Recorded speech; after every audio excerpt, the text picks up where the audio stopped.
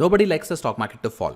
Well, unless you are Michael Barry, who became a millionaire by taking tons of short positions during the 2008 housing crisis. So, barring some eccentric millionaires, most of us like the stock market to be stable. But do you know who has the highest stake in keeping the stock market stable? Well, it's the central bank of the country. Right? So, it's their job to keep the stock market stable for the proper functioning of the economy. And who are these central banks? Well, in India, we have Reserve Bank of India, and in US, we have Federal Reserve. And these banks have a very important role to play in keeping the markets from spiraling out of control. And that is where the concept of Fed put comes into play. So, what is Fed put? Fed put is a belief that the US Federal Reserve will not let the stock market fall so much that it endangers the economic stability of the financial system. Right? So in other words, they will take some action to stop the market from falling too much. But how do they do that?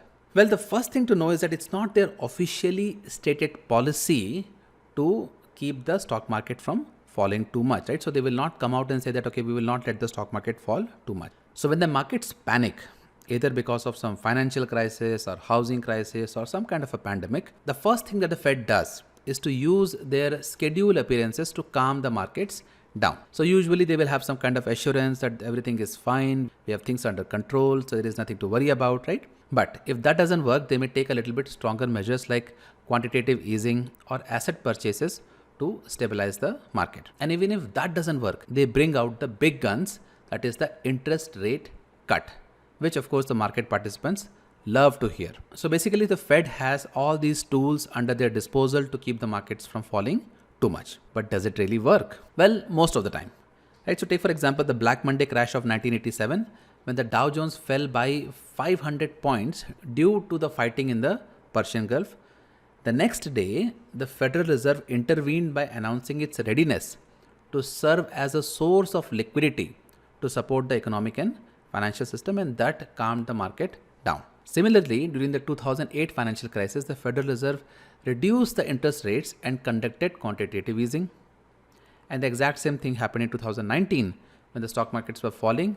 Federal Reserve provided large-scale repurchase agreements to US investment banks to boost falling asset prices. Now, a quick word about this term put, right? What does it actually mean?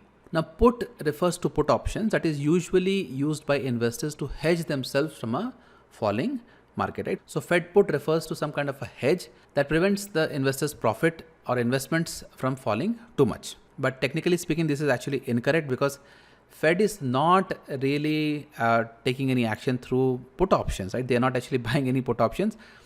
It's their action which is causing the market to become stable. That is the reason why people call it Fed put. Now, another trivia about Fed put: Alan Greenspan, who served as the chairman of Federal Reserve, was known to be a very aggressive proponent in protecting the markets. In fact, he was so aggressive that Fed put is also referred to as Greenspan put. Now, all said and done, what does it mean for retail investors?